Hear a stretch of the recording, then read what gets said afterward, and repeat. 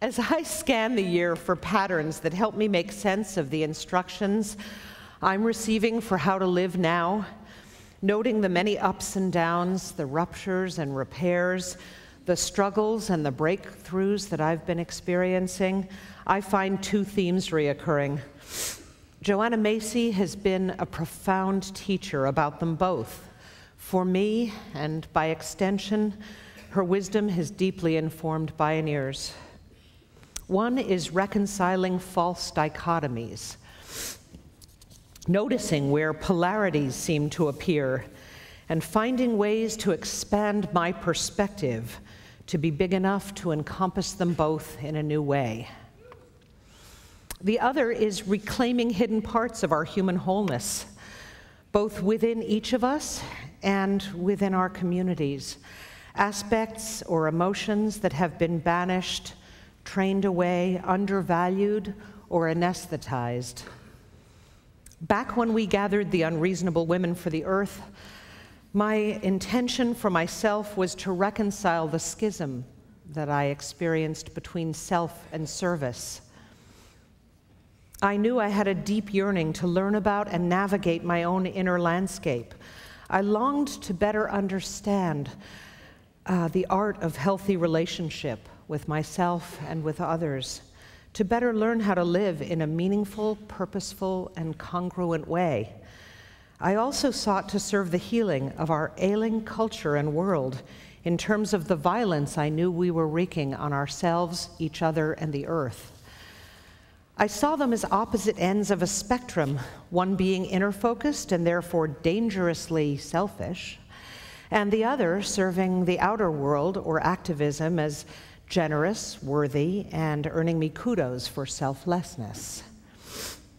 It wasn't until I discovered that my greatest service to the world lay in discovering what most lit me up, what music the instrument of my body was meant to play, and connecting that up with a real need for change in the world, that I discovered the falseness of that dichotomy.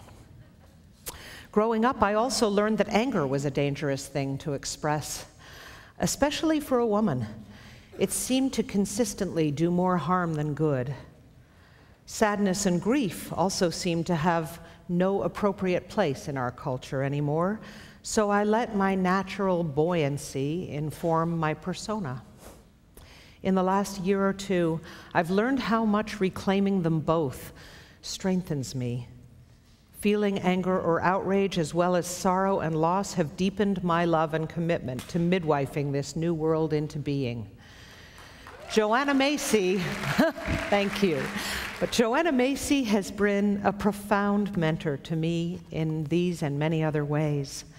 Throughout her life, Joanna has courageously and with caring curiosity shown ways to reconcile these false oppositions between inner and outer, mind and heart, outrage and centeredness, despair and ecstasy, and humanity and nature, because she embodies all these tendencies in their highest octaves.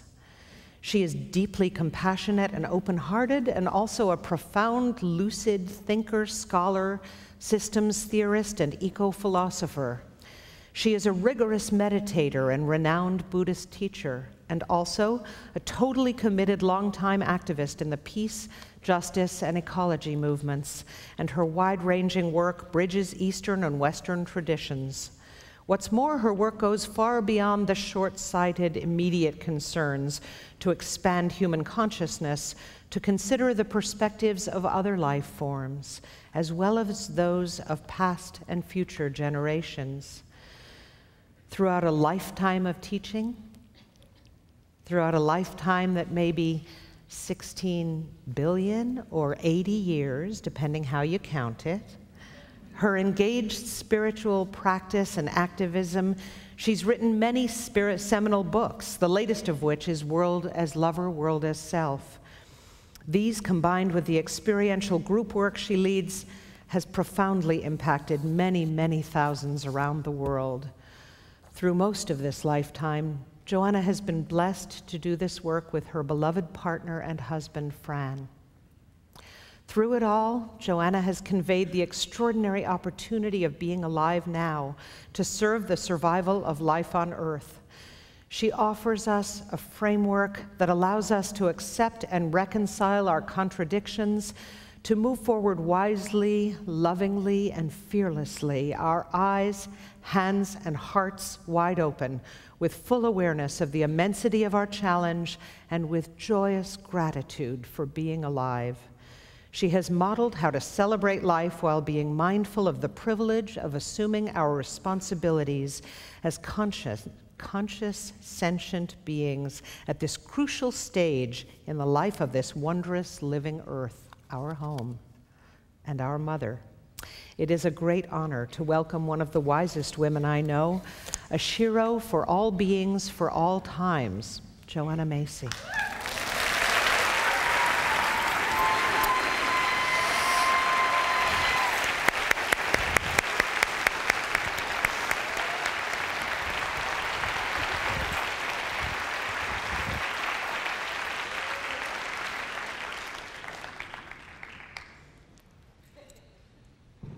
Well, this is Sunday morning.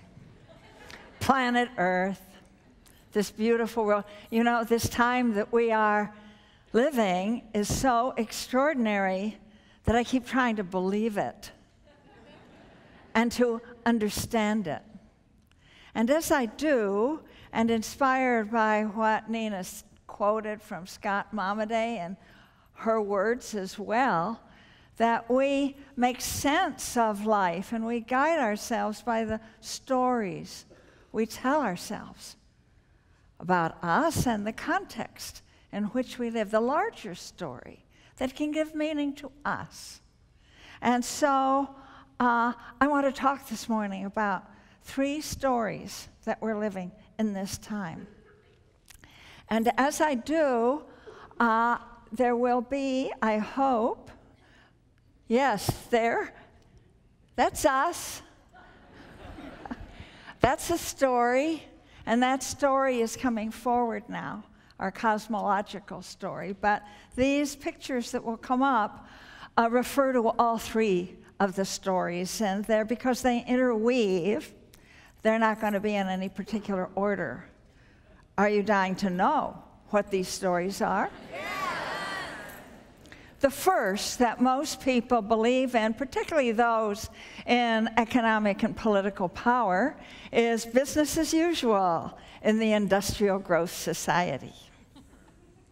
The second story that follows from that, the first kind of slides into it, which is the story that I know many of you, particularly those who are activists and scientists, carry in your hearts, the story of the great unraveling of living systems in this planet Earth. And there's another story, the third, and that is the story of the great turning, that shift from the industrial growth society to a life-sustaining society.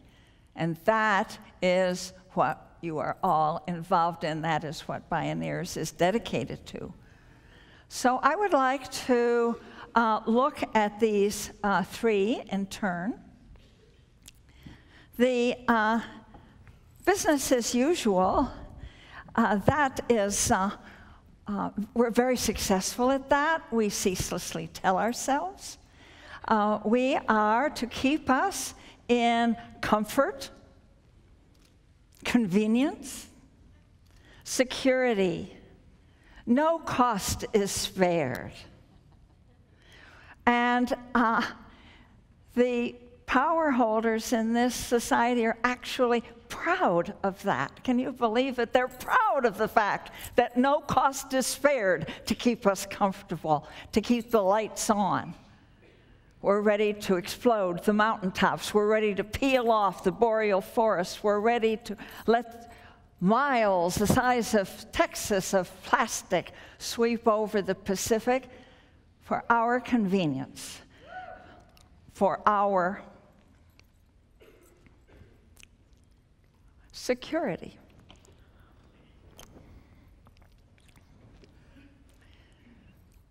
This society only asks in return for that very little of us, actually. It doesn't ask much. It asks us to consume, and it asks us to shut up,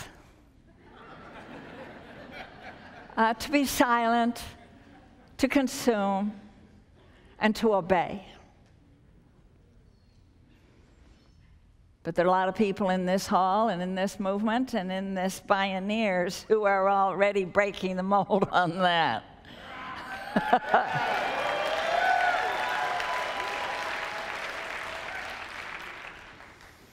And the secret of the power behind this main story is, and also of its downfall, because it is in the process of self-destruction.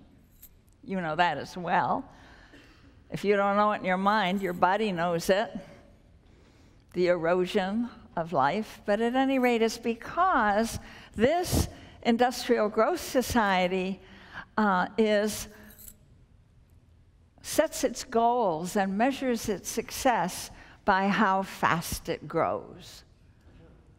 Grows in what? Wisdom? Fertility? Health? One thing only. You know it. Corporate profits, market share.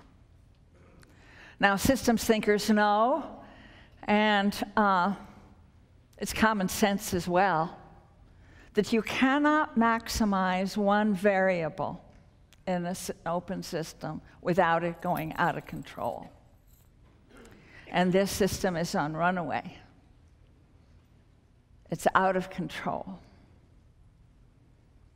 And so it's sliding into, and you here in Bioneers, you've seen evidence of that, and you see evidence of that in your life, that it's sliding into the second story, which is the great unraveling.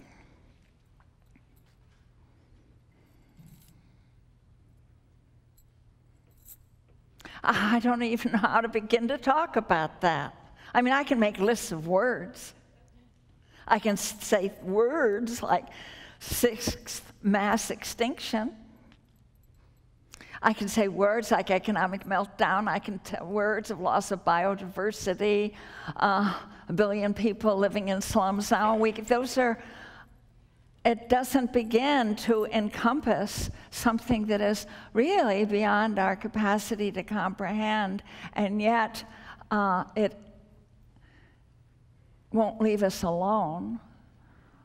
It resides in a grief that we carry, each one of us. Each one.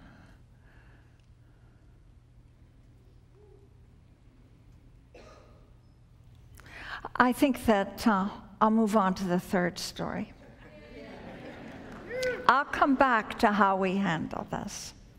But the third story, of course, is this transition from the industrial growth society to the life-sustaining society.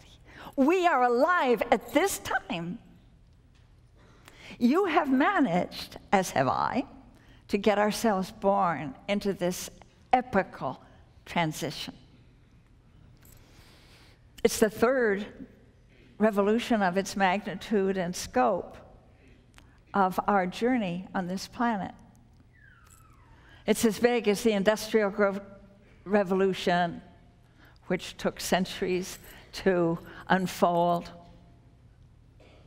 It's as big as the one that happened next 300 years ago in England, the Industrial Revolution, which changed everything all over again and changed our relations to each other and to the earth and turned the earth into what we see now. It's mainly a stock house and a sewer for drawing up the resources we need and dumping our waste. We aren't putting up with that. And so there is this revolution that is happening. But as you know, in spite of the cameras here, this real revolution is not televised. We're living it, though.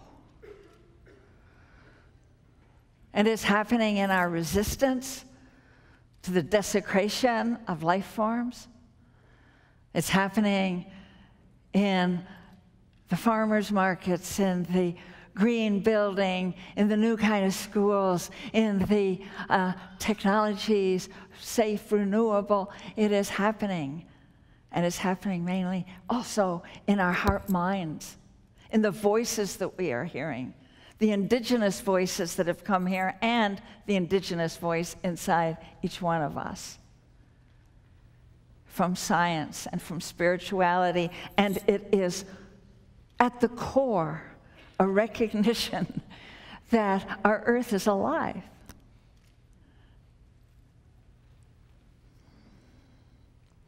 Now, the thing about the Great Turning, my friends, as you know, is that it's not a done deal. We don't know whether it will take hold soon enough. It's underway, but before the unraveling breaks us down beyond the point that living systems can continue. You can lose the story of a living system. It can come apart. When a culture is lost, it's lost. When a species is lost, it's gone. When a language is gone, it's gone. So we don't know whether this great turning, which gives so much meaning to my life and to more and more of us as a whole planet, can happen in time. And so that's what I want to talk about today. We live in this time of radical uncertainty. That is the darkness of our age, I think. This anguish of uncertainty in which we live, it doesn't need to be an anguish, this awakeness of uncertainty. Well, for Americans aren't used to that, you know. We were founded on not only unflagging optimism, but we like to ensure that we can count on certain things. We like to be confident about where we put our efforts. We want to be sure it's going to work. Well, we're in a situation where that kind of sureness can't happen. And so what I want to talk about this morning is the gifts of uncertainty. The promise of this dark age are the gifts that we can harvest from uncertainty itself. 5 of them. I like to count things on fingers of one hand. Here are the gifts that I've toted up, and I invite you to find some more. What do we get from uncertainty? We get the present moment, for one thing. We get a fresh recognition of the power of intention. We get the befriending of our pain and the great mystery that it brings us. We get our solidarity with all our relations. And we get an immensity of time, our true age. So that's what I want to talk about now.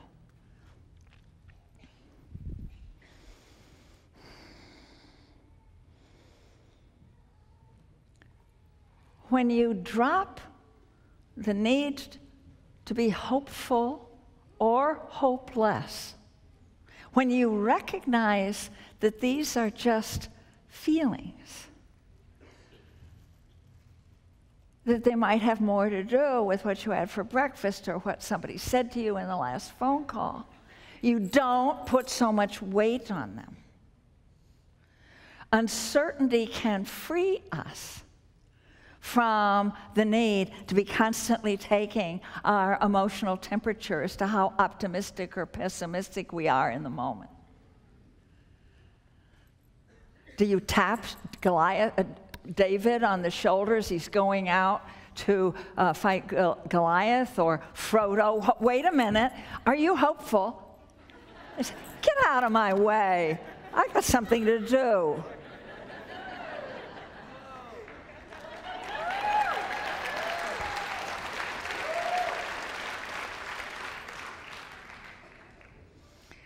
And in that, just that game of hopeful, hopeless is conjectural. It takes you out of the immediacy of the moment, which is where you are moving and where your strength is, and your alertness.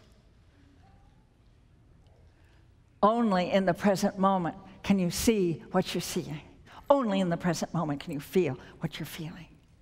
Only in the present moment can you take that step. So that's the second gift of this uncertainty, is that choice. Only in the present moment can we choose just what we're going to do. And it has been thrilling to me, both as a scholar of systems and of Buddhist teachings, to see that this capacity to choose is what is seen as the actual essence or nature of a self. We are, in our truest being, a verb, and the verb is what we're choosing to do. I used to think that it was more important what the results were that I achieved in whatever I was bent on doing, and that my motivation I took for granted. Oh, well, it's always there, you know. I can count on myself to care, for heaven's sakes. But then I realized that if I lose that motivation, lose that caring, I have nothing on which to intend. I'm at sea. And I can see why the Buddhist teachers put such great prize on bodhicitta, that motivation for the welfare of all. So we want to, don't take that for granted. Cherish it. Blow on that little ember. Make it into a flame. As Jesus said, and it comes right along with that bodhicitta, ye are the salt of the earth. But if the salt has lost its savor, wherewith will it be salted? That's what intention is like. Intention, your motivation, that you give a damn. Don't take that for granted. Bless it, that itch, that needing to take part. Thirdly, talking about the gifts of uncertainty. The courage to feel what you feel in the present moment. As you become present to your world, then you feel what you're carrying. That usually if you're being rushed and hurried out of your minds, you don't bother paying. You try to pave it over, block it down, shut it down, turn away, turn it off. But try as we might, it comes up again. The grief, the outrage, the raw fear.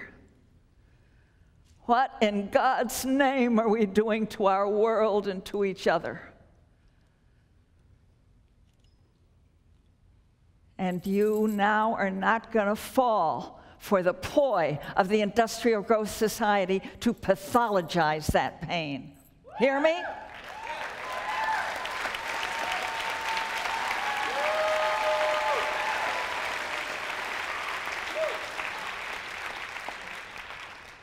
Don't let people, therapists or well-meaning friends, try to explain it away in terms of your personal biography or that time of month.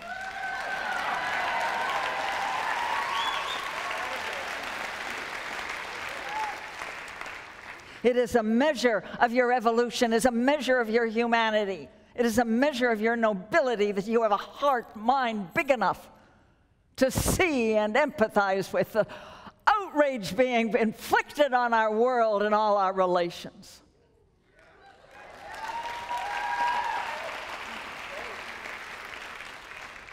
I think I better stop ranting, you know. I just caught myself. So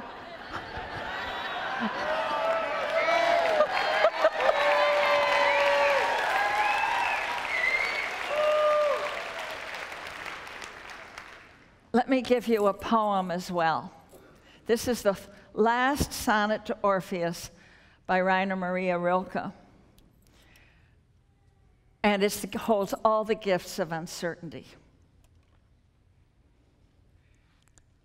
Quiet friend who has come so far,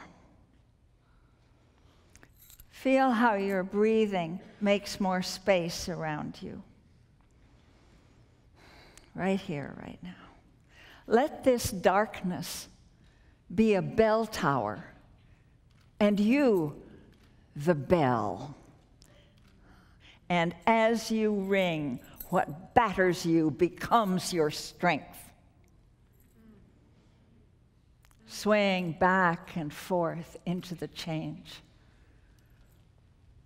What's it like, this intensity of pain? If the drink is bitter, turn yourself to wine. In this uncontainable darkness, be the mystery at the crossroads of your senses, the meaning discovered there. And if the world has ceased to hear you, say to the silent earth, I flow, and to the rushing waters speak, I am. Oh, see, my brothers and sisters, that, as the poet saw, that is the meaning of the pain we feel for the suffering in our world. It means that we are inextricably, livingly connected. It is our body being savaged. And we are not separate. There is nothing that will ever happen. No cowardice, no folly, no failure will ever sever you from the living body of earth, because that's what you are. And this earth is waking up now. So you rest in that knowing. And know also then that the pain that comes up is just a gateway into which you go into a communion with the living world that is fearless. And that the pain for our world and the love for it are but two sides of the same coin. Indeed, that is so. Now, I have to hurry up. There are two other gifts, right? One is solidarity. But we're feeling that, we're talking about that. Solidarity with the life forms. It was so beautiful to hear Nina talk about, from dolphin to prairie dog, that we're waking up into the family, to our kith and kin. We're linking arms. And this blessed unrest, as Paul Hawkins says, this largest social movement in history, yes, and it's bringing in all of their life forms, and we're linking arms. And we must open our eyes. This is what I love about systems theory, is it helps us see, but any good cook can see this when you make a stew or a soup, the synergies, the emergent properties that come. That is my substitute for hope, and it's a lot better, because with every step you take, something new happens. With every relationship, with every person you trust, with every person you come clean to and clear to, something happens. And now the last gift, well, it's that immensity of time. You see, we live in a time when our karma, that is the consequences of our actions, thanks to science and the industrial capitalism, extends into geological time, reaches of time, hundreds of thousands of generations. I learned this in my work around nuclear waste. The decisions we make right now in a multitude of activities will have direct effect on whether future generations, centuries and centuries, millennia from now, will be able to be born sound of mind and body. You better believe that. So the future ones are therefore in our actions right here now. Feathered ones and scaled ones. And so are the ancestors by the same token. I want you to feel them present, along with the brothers and sisters of all species and forms of beauty and strength. And you can let them be yours. Yeah, you deserve that, because they're on your side, you see. To be a human now in this darkness of uncertainty, they're all plugging for us. Please feel them, the ancestors and the future beings. Let them laugh in your ear as well as slap you on the backside and pull you forward, because we have great work to do.